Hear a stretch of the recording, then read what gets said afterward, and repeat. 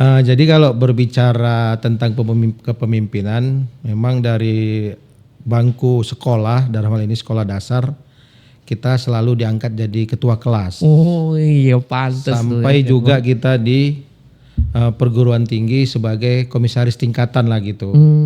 Jadi kalau kita masa kuliah mungkin karena memang hidup kita pun tidak orang berada, kita dulu ingin mengikuti namanya kayak organisasi kampus gitu, ada HMI, ada ya, yang lain-lain itu kita tidak bisa mengikutinya karena kita kuliahnya memang uangnya mencari rezeki sendiri. Jadi biaya kuliah itu kita sendiri dengan bagaimana keluarga, karena dari kita satu keluarga itu cuman saya sendiri yang mendudukin bangku kuliah.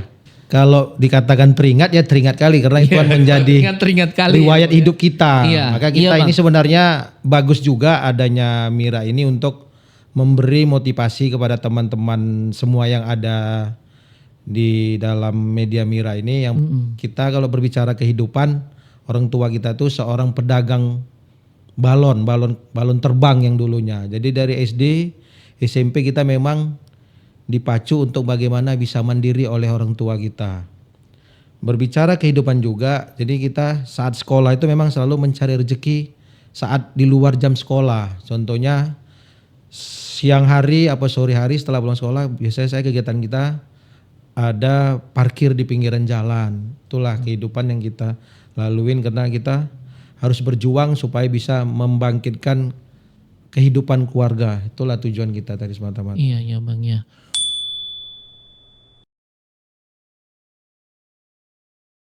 Halo dimanapun sahabat Mira berada, kembali kita berjumpa lagi dengan podcast Media Indonesia Raya. Dari Studio Merah Putih kita sambut narasumber kita yang luar biasa pada hari ini, Bang Haji Zulkarnain. Sahabat Mira, Bang Haji Zulkarnain adalah salah satu pimpinan DPRD Kota Medan. Beliau sangat familiar lah, dekat dengan kita semua tentunya. Nah hari ini satu kesempatan yang luar biasa bagi kita semua untuk langsung mendengar apapun itu yang kemarin-kemarin pernah kita diskusikan bersama-sama. Assalamualaikum Bang Jul. Waalaikumsalam warahmatullahi wabarakatuh. Selamat sore, salam sejahtera buat kita semua. Selamat sore, salam sejahtera bagi kita semua. Gimana Bang, hari ini kita memperingati hari ibu kita Kartini ya Bang ya. Tadi banyak juga ya aktivitas Abang, ketemu-ketemu ibu-ibu. Alhamdulillah hari ini aktivitas kita nggak terlalu banyak karena kita mempersiapkan diri kita untuk nanti kita mau mengikuti bimbingan teknis tentang ideologi Pancasila yang mana bertujuan untuk menyampaikan ke masyarakat apa dan makna gunanya sebuah Pancasila di masyarakat. Oh iya ya. Jadi kita beberapa hari ini istirahat aja karena kita unsur pimpinan memang benar-benar harus menyampaikan apa yang ingin kita kenakan ke masyarakat, ideologi Pancasila supaya masyarakat itu memahami makna dan arti apa itu Pancasila. Iya. Bang Jul, kita kalau di DPRD Kota Medan ini berarti kalau unsur pimpinan itu ada 3 atau 4 pimpinan ya Bang? Di DPRD Kota Medan itu unsur pimpinan ada 4 orang. Yang pertama ketua DPRD-nya dari PDIP Wong Chunsen. Yang kedua ada dari fraksi PKS, dalam hal ini Ustadz Rajudin Sagala. Yang ketiga ada kita alhamdulillah dari fraksi Gerindra unsur pimpinan nomor 2. Yang keempat ada unsur pimpinannya dari fraksi Golkar yaitu Bang Hadi Suendra. Ada 4 orang. Ada 4 orang ya Bang ya. Kalau dari total keseluruhan pimpinan dan anggota kita ada 50 ya Bang ya. Nah, sahabat Mira ini sebelumnya pernah memberikan masukan-masukan kepada kita nih Bang. Gimana kalau di dalam podcast Mira itu kita ungkap, kita undang pimpinan, anggota DPRD. Nah, kita tanya-tanya juga nih masa-masa lalunya. Apakah memang sejak dulu, sejak kecil memang sudah punya cita-cita yang luar biasa atau memang sudah nampak bakat-bakat alam sebagai pemimpin kawan-kawan yang selalu dipanggil ketua gitu Bang Jul? Jadi kalau berbicara tentang kepemimpinan, memang dari bangku sekolah, dalam hal ini sekolah dasar, kita selalu diangkat jadi ketua kelas. Oh iya pantes tuh. Sampai ya, juga kita di perguruan tinggi sebagai komisaris tingkatan lah gitu. Jadi alhamdulillah memang kita ingin membawa teman-teman dalam hal ini, teman kita dalam kelas, baik itu dalam teman di luaran saja, itu bagaimana mengikut kita ke arah yang lebih baik. Iya Bang ya. Abang kalau dulu SMA di mana Bang? SMA SMP SD-nya Bang? Alhamdulillah SD kita SD Negeri 060805 itu berada di Jalan Kakap, Kelurahan Pandahulu 2, Kecamatan Medan Area. Udah anak Medan ini, sahabat Mira. SMP-nya SMP Perguruan Islam Ajiji yang di Jalan Satria, itu Kelurahan Pahlawan, Kecamatan Medan Perjuangan. Kalau SMA-nya alhamdulillah kita sekolah menengah atasnya di SMA Negeri 8 Medan di Jalan Sampali di Kelurahan Pandahulu 2, Kecamatan Medan Area. Nah, ingat tuh sahabat Mira, mana tahu ternyata satu alma mater nih dengan Bang Zul. Nah, waktu masa kuliah sejak itu udah ini Bang ya, sudah berada dalam aktivitas kegiatan-kegiatan yang berdekatan dengan masyarakat, dengan aspirasi, begitu ya Bang? Kalau kita masa kuliah mungkin karena memang hidup kita pun tidak orang berada, kita dulu ingin mengikuti namanya kayak organisasi kampus gitu, ada HMI, ada yang lain-lain itu kita tidak bisa mengikutinya karena kita kuliahnya memang uangnya mencari rezeki sendiri. Jadi biaya kuliah itu kita sendiri dengan bagaimana keluarga, karena dari kita satu keluarga itu cuman saya sendiri yang mendudukin bangku kuliah di perguruan tinggi. Jadi karena inilah menjadi motivasi dan semangatnya kita untuk bisa bagaimana bisa menamatkan yang namanya jenjang di perguruan tinggi. Berarti waktu masa kuliah Abang juga sudah bekerja lah ya Bang? Sudah, alhamdulillah sudah. Oh, alhamdulillah. Bisa ceritakan dikit tuh Bang, pengalaman-pengalaman waktu itu yang Abang teringat aja gitu. Kalau dikatakan teringat ya teringat kali karena itu kan menjadi teringat kali riwayat hidup kita. Iya, Maka kita iya, ini Bang. sebenarnya bagus juga adanya Mira ini untuk memberi motivasi kepada teman-teman semua yang ada di dalam media Mira ini. Yang pertama, hidup tidak perlu takut. Yang kedua, hidup itu adalah perjuangan. Kenapa saya bilang saya katakan bahwasanya kita terlahir dari anak orang yang paling miskin di atas dunia. Kita kalau berbicara kehidupan, orang tua kita tuh seorang pedagang balon terbang yang dulunya. Jadi dari SD, SMP kita memang dipacu untuk bagaimana bisa mandiri oleh orang tua kita. Berbicara kehidupan juga, jadi kita saat sekolah itu memang selalu mencari rezeki saat di luar jam sekolah. Contohnya siang hari apa sore hari setelah pulang sekolah, biasanya saya kegiatan kita ada parkir di pinggiran jalan. Itulah kehidupan yang kita laluin karena kita harus berjuang supaya bisa membangkitkan kehidupan keluarga. Itulah tujuan kita tadi semata-mata. Iya Bang ya. Wah, luar biasa ya Bang. Mudah-mudahan semangat ini bisa menular lah kepada sahabat Mira di luar bahwa hidup ini nggak usah takut ya Bang ya. Harus berjuang. Harus berjuang. Nah, sewaktu memulai kontestasi politik Bang, itu seingat Abang tahun berapa itu? Menjadi caleg lah gitu Bang. Atau sebelum-sebelum ini Abang ada sudah menjajaki kepengurusan sejak awal memang dari Partai Gerindra Bang? Jadi sebenarnya karena kita pun dari tamat kuliah kita udah berjuang di Jakarta hingga sampai hari ini pun tetap berjuang. Di tahun 2017 tuh banyak partai yang ingin meminangnya kita. Namun dalam hal ini karena kita melihat situasional politik belum saatnya kita bergabung. Tapi 2018 kita alhamdulillah dipertemukan oleh guru kita, tentor kita dalam hal ini Bang Sugiyat yang saat itu ingin mempromosikan kita atau mengajak kita untuk bergabung ke Gerindra untuk supaya ikut dalam kontestasi pemilihan legislatif di DPRD. Setelah kita pikir-pikir, inginnya sebenarnya mau langsung di 2019 itu. Hal ini juga termotivasi bagi kita, memang banyaknya animo masyarakat, permintaan masyarakat, dalam hal ini ibu-ibu yang support agar kiranya kita maulah menjadi perwakilan mereka.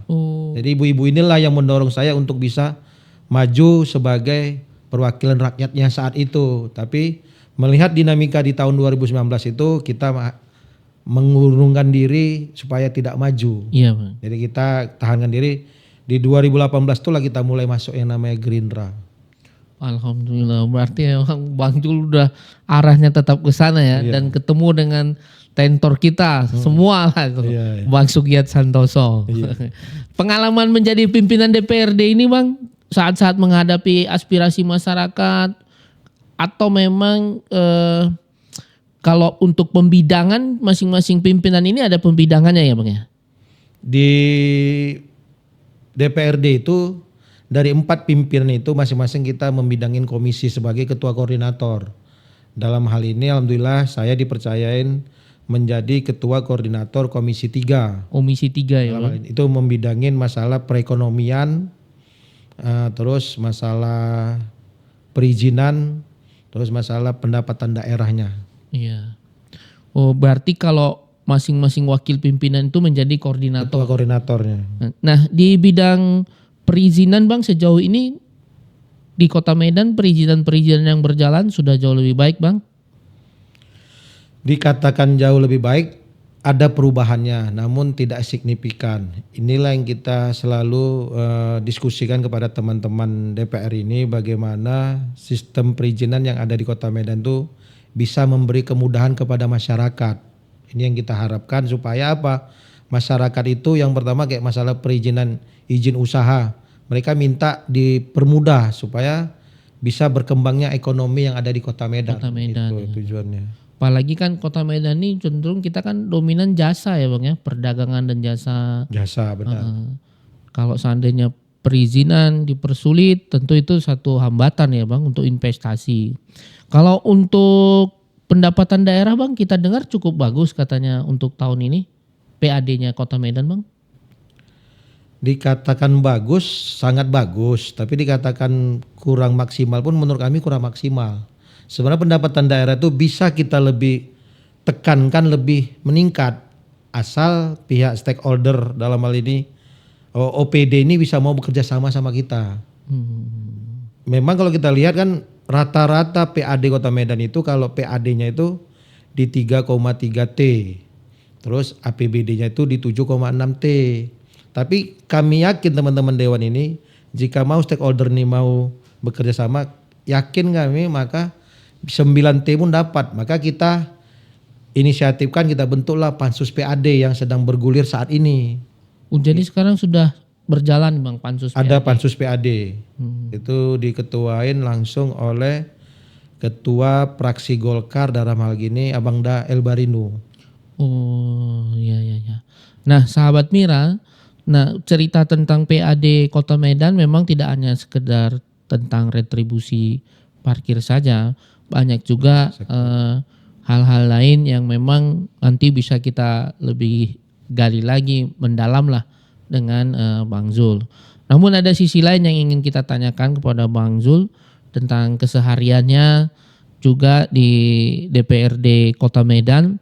Apakah memang setiap aspirasi dari masyarakat yang menyampaikan aspirasinya itu akan selalu ditanggapi, Bang? Ini mungkin banyak nih sahabat Mira di luar sana yang pengen tahu juga, karena kan kita sering nyaksikan ada demo, Bang, kemarin dan sebelum-sebelumnya itu. Bagaimana, Bang Jul? Jadi kami seluruh dewan yang ada di Kota Medan ini, kita setiap bulannya dikasih namanya kegiatan sosialisasi peraturan daerah. Dalam hal ini sosialisasi peraturan daerah ini kita menyampaikan produk-produk hukum yang ada di Kota Medan. Dari sosper ini banyak kita temuin keluhan masyarakat, baik itu masalah penerimaan bantuan PKH, penerimaan bantuan untuk pendidikan, terus bagaimana sistem pelayanan kesehatan yang ada di Kota Medan. sejauh ini jika ada dalam kegiatan sosper ini adanya keluhan masyarakat, biasanya saya langsung menindaklanjutin karena hal ini juga yang kita pegang amanah dari Presiden kita dalam hal ini Pak Prabowo untuk bisa mendengar seluruh aspirasi masyarakat. Apa yang menjadi keluhan masyarakat itu biasanya saya langsung tindak lanjutin dan alhamdulillah dari seluruhnya itu bisa tercapai sekitar 90% kita tindak lanjutin. Karena memang problematika dinamika keluhan di masyarakat itu berbeda-beda. Baik itu dari masalah kesehatan, banyaknya tidak terlayanin pelayanan kesehatan yang ada di rumah sakit. Itu biasanya pasti telepon kita langsung dan kita langsung tindak lanjutin dengan menelepon direktur rumah sakit setempat yang mereka rujukan. Baik itu masalah drainase, itu kita minta tolong kepada OPD terkait dalam hal ini SDMBK-nya untuk bisa menormalisasi parit-parit yang ada. Baik masalah itu penerangan lampu jalan, itu jika dalam sosialisasi kami saat itu pasti kita langsung telepon pihak terkait dalam hal ini dinas perhubungannya. Nah, dengar tuh sahabat Mira, jadi jangan pernah terpengaruh kalau ada opini-opini yang menyesatkan bahwa menyebut pimpinan dan anggota DPRD tidak bekerja. Buktinya Bang Jul sudah langsung turun bersama teman-teman di DPRD Kota Medan melakukan kegiatan sosper. Kalau reses itu apa ya Bang ya? Kalau reses ini setiap ya beda ya Bang. Beda. Reses nggak ada bukan sosper ya Bang ya? Sebenarnya kegiatannya sama, cuman dalam hal kalau reses itu kita menyerap aspirasi masyarakat. Di dapilnya kita itu apa yang menjadi keluhan di masyarakat kita serap, kita sampaikan ke pihak eksekutif dalam hal ini wali kota untuk bisa menindaklanjutin apa yang menjadi keluhan di masyarakat. Di sosper itu pun sebenarnya kita hanya menyampaikan sosialisasi produk hukum, aturan-aturan perda yang berlaku di Kota Medan. Tapi dalam hal ini masyarakat itu sering menyampaikan, Pak kami nggak pernah mendapat PKH, Pak di rumah sakit ini pelayanannya seperti ini. Ya, itulah kita tindak lanjutin apa keluhan masyarakatnya. Ya, ada juga ya mungkin kan Bang saat kita menjelaskan perda itu sangat lancar dan baik kesannya, tapi pas masyarakat yang berkaitan langsung ada hambatan-hambatan ya, kesannya seperti dipersulit. Berarti reses itu berbeda dia dengan sosper ya Bang. Nah kalau untuk kegiatan reses Bang dalam 1 tahun berapa banyak ya Bang? Pimpinan dan anggota DPRD ini bertemu dengan masyarakat? Kalau reses itu setiap dewan tuh sama haknya. Kita mendapatkan setahun tuh 3 kali reses. Tahun 3 kali reses. Itu per 4 bulan. Kalau sosper setiap bulan kita melaksanakan sosialisasi peraturan daerah. Ya berarti kan itu sahabat Mira, Bang Zul dan kawan-kawan di DPRD Medan setiap bulan pasti turun ke dapil ya Bang ya? Pasti wajib. Nah jangan sekali lagi jangan sempat salah paham ini, karena kita tunggu aja setiap bulan di dapil pasti kita ketemu dengan pimpinan dan anggota DPRD kita. Kalau untuk pembahasan APBD Bang, boleh dibagi informasinya Bang. Apakah memang ada bulan-bulan khususnya atau kan memang di bulan Desember itu pengesahannya? Biar tambah pengetahuan kami ini Bang Jul. Jadi kalau pembahasan APBD itu kalau dia perubahan APBD itu dibahas di bulan 9 untuk digunakan 10, 11 sampai bulan 12. Tapi kalau dia RAPBD itu APBD murni kita bahasnya di bulan 11 sampai bulan 12 disahkan sebelum akhir tahun. Disitulah kita godok, kita bahas bagaimana anggaran yang mau kita gunakan sesuai nggak dengan anggaran yang masuk saat kita selama setahun ini. Disitulah kita bahas sama para pihak eksekutif apa tujuan mereka memajukan anggaran ini. Karena kan tugasnya DPR itu kan kita tahu sama sekali kan sebagai budgetingnya untuk penganggaran, terus sebagai pengawasannya, terus membuat peraturan-peraturan daerah khususnya DPRD Medan. Nah ingat ini sahabat Mira, fungsi pembuat anggaran, pembuat perda juga bersama-sama dengan pemerintah daerah untuk saling mengawasi. Enggak lah, DPRD mengawasin pemerintah daerah. Iya. Gitu ya kan Bang Jul? Siap. Nah Bang Jul, terakhir mungkin kita kan di fraksi Gerindra ini pastinya harus juga mengawal nih asta-cita Pak Presiden Prabowo di pemerintahan Kota Medan. Menurut pengamatan Bang Zul dalam menjalankan tugas dan fungsi kedewanan tadi, sepertinya program yang dibawa oleh Pak Presiden Prabowo sudah berjalan dengan baik dan lancar, Bang, di Kota Medan. Kalau kita lihat sejauh ini apa yang menjadi program utamanya dari presiden kita ini Pak Prabowo itu, kita lihat di Kota Medan ini sudah berjalan dengan baik dan kita selalu menekankan kepala daerah dalam hal ini wali kota untuk bisa terus menjalankan program yang Pak Prabowo. Seperti contohnya makan bergizi gratis. Kita minta kepada beliau bagaimana bisa menjaga, mengontrol supaya MBG ini bisa tersampaikan ke masyarakat yang memang berhak menerimanya. Terus yang kedua ada juga Koperasi Merah Putih. Itu kita lihat memang udah sangat baik di setiap kelurahan sudah mulai ada ya Bang ya. Sekolah rakyatnya juga kita sudah ada ya Bang. Sekolah rakyatnya sudah ada alhamdulillah. Itulah kerjasamanya antara pemerintah pusat dengan pemerintah daerahnya. Iya. Beberapa waktu yang lalu di tempat yang sama Bang, kita juga undang Pak Wakil Wali Kota Medan.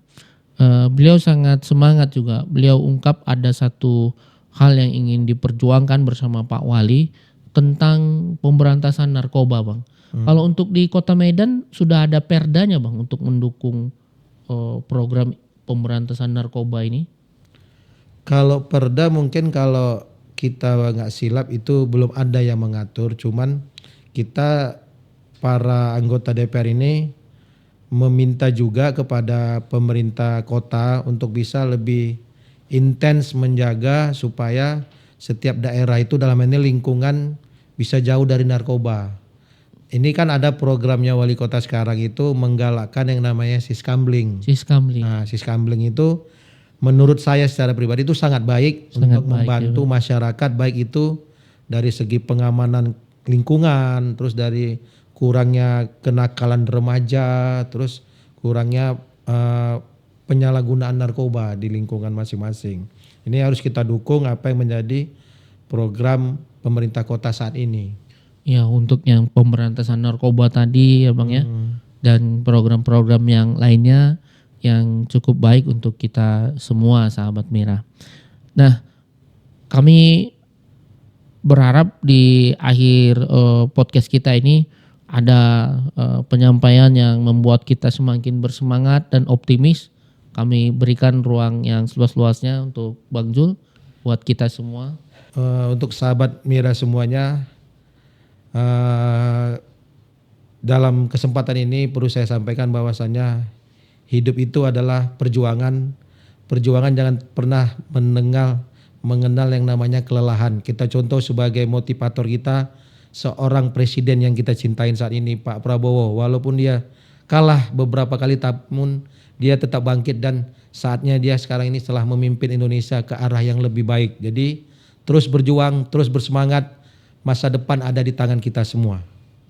Terima kasih Bang Zul untuk kesempatannya bagi kita semua melalui studio podcast Merah Putih nih. Mari sahabat Mira, kita sama-sama saling menguatkan. Hidup tak usah takut dan hidup harus berjuang, kata Bang Zulkarnain.